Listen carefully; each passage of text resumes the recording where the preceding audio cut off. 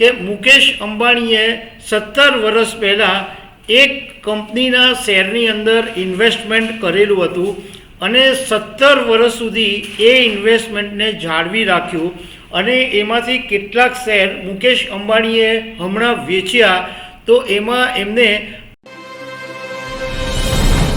શેરબજારની અંદર એવું કહેવાય કે buy right sit tight and sell right, એટલે યોગ્ય સમયે ખરીદી કરો, જાળવી રાખો અને યોગ્ય સમયે એક્ઝિટ કરો, આવો એક શેરબજારની અંદર કહેવામાં આવે છે. અને આ વાત એશિયાના સૌથી ધનિક મુકેશ અંબાણીએ શેરબજારના રોકાણકારોને શીખવ્યું છે કે સસ્તા મૂલ્યાંકન પર સ્માર્ટ બેટ કેવી રીતના લગાવી અને લાંબા ગાળાની સંપત્તિ કેવી રીતના બનાવી શકાય એનો એક દાખલો સામે આવ્યો છે.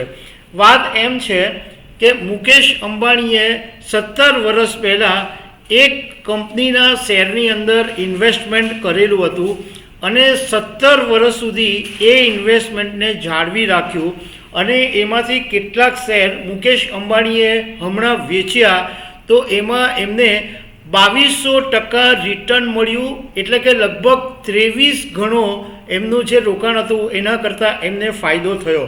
એટલે આ વાતની ચર્ચા અત્યારે ખાસી એવી થઈ રહી છે કે મુકેશ અંબાણી પાસેથી આપણે ધીરજ શીખવા જેવી છે કે કોઈ વસ્તુની અંદર ઇન્વેસ્ટમેન્ટ કરી અને કેવી રીતના જાળવી રાખી શકાય.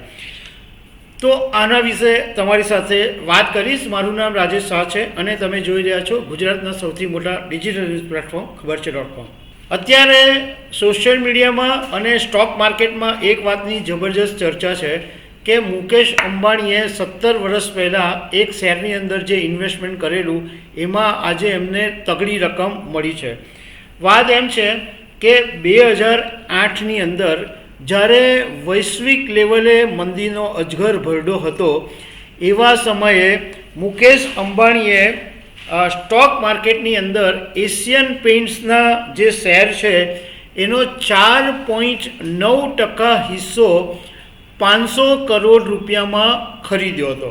4.9%. અને એ વખતે બહુ સ્ટોક માર્કેટમાં પણ મંદી હતી અને આખા દુનિયા લેવલે મંદી હતી.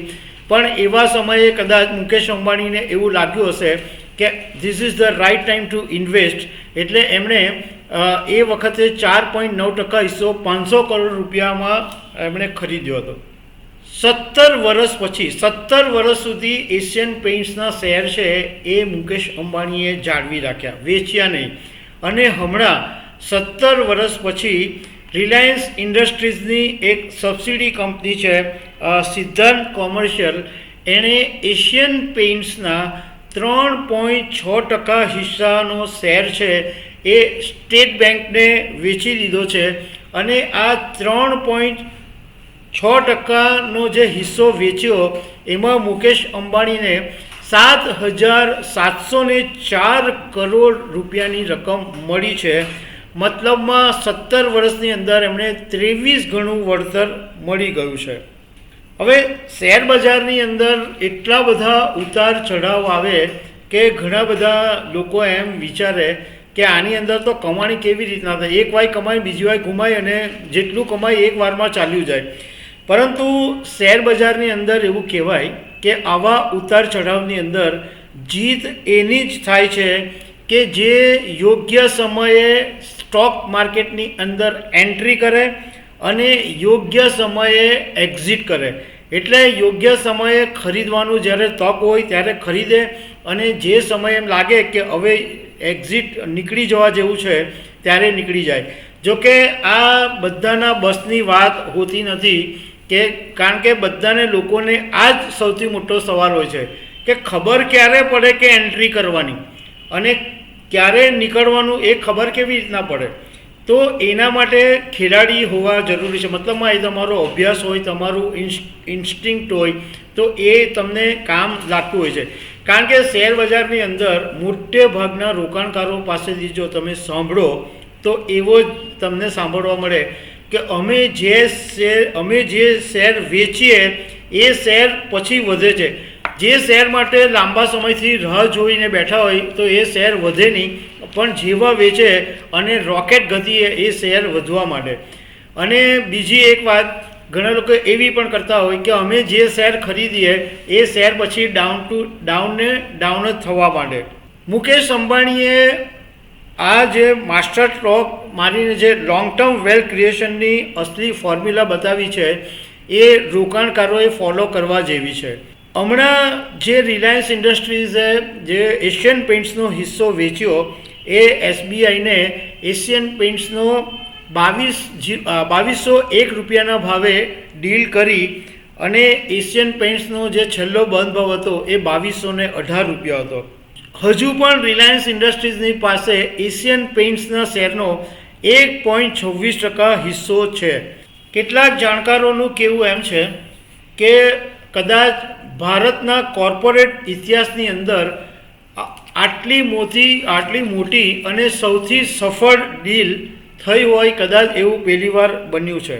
હવે નિષ્ણાતોએ એ પણ વાત કરી છે કે મુકેશ અંબાણીએ અત્યારે એશિયન પેઇન્ટ્સના શેરો શું કામ વેચ્યા.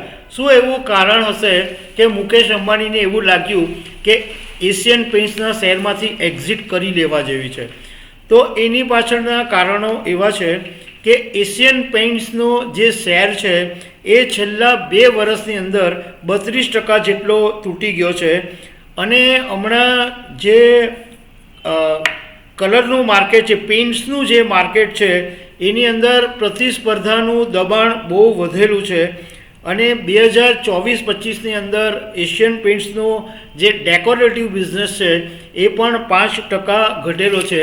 અને બીજી તરફ જો હમણાં તમે ટીવી પર બધી એડ જોતા હોય તો તમને આઈડિયા આવશે કે આદિત્ય બિરલા ગ્રુપની ગ્રાસિમ અને JSW પેઇન્ટ્સ હમણાં માર્કેટની અંદર મોટા પ્લેયર તરીકે ઉભરી આવ્યા છે. અને JSW પેઇન્ટ્સ અને ડ્યુલેક્સ બ્રાન્ડનું જે હસ્તગત છે એ અંતિમ તબક્કામાં છે. JSW છે એ ડ્યુલેક્સ બ્રાન્ડને ખરીદી રહી છે. તો એશિયન પેઇન્ટ્સનો જે માર્કેટ શેર છે એ બી ઘટી ગયો છે. અને આ જે 2 મોટા પ્લેયર છે એ અત્યારે માર્કેટની અંદર ઘૂસી રહ્યા છે. એટલે કદાચ મુકેશ અંબાણીને એવું લાગ્યું હશે કે લાંબા ગાળા માટે અત્યારે એશિયન પેઇન્ટ્સ માટેનો જે માર્ગ છે એ કદાચ સરળ નહીં હોય. એટલે એમને એવું લાગ્યું હશે કે આ રાઈટ ટાઈમ છે એશિયન પેઇન્ટ્સના શેરમાંથી નીકળી જવાનો. જોકે 5 વર્ષ પહેલાં પણ મુકેશ અંબાણીએ એશિયન પેઇન્ટ્સના શેરો વેચવાનું વિચારેલું અને જીઓ, રિલાયન્સ રિટેલ અને રિલાયન્સ ડિજિટલ માટે ફંડની જરૂર હતી ત્યારે એશિયન પેઇન્ટ્સના શેરો એમણે વેચવાનું વિચારેલું, પરંતુ એ વખતે વાત ચડી ગઈ હતી અને એમણે એ વખતે શેરો નહીં વેચ્યા અને જાળવી રાખ્યા. અને જીઓ, રિલાયન્સ અને રિટેલ અને ડિજિટલ માટે જે ફંડની જરૂર હતી એ વિદેશમાંથી એમણે $25 બિલિયન ફંડ મેળવી અને એશિયન પેઇન્ટ્સના શેર છે એ જાળવી રાખ્યા હતા. હવે આ આખી વાત તો મેં તમારી સાથે કરી દીધી, પણ મોરલ ઓફ ધ સ્ટોરી શું છે?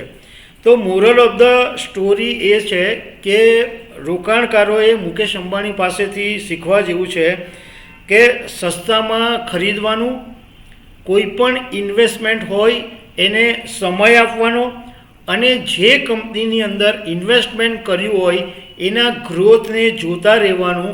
અને એ ગ્રોથ એમ લાગે કે હવે આ ગ્રોથ, આ કંપનીનો મર્યાદા આવી ગઈ છે, આનાથી વધારે કંપની વિસ્તરી શકે, ગ્રોથ થઈ શકે એવું નથી, એવા સમયે એક્ઝિટ થઈ જવાનું. મુકેશ અંબાણીએ એ વાત પણ સાબિત કરી છે કે તેઓ દુનિયાના માત્ર સફળ બિઝનેસમેન નથી પરંતુ એક મેચ્યોર ઇન્વેસ્ટર પણ છે. તો દર્શક મિત્રો, આવી અનેક વાતો સાથે અમે તમને મળતા રહીશું. Thank you very much.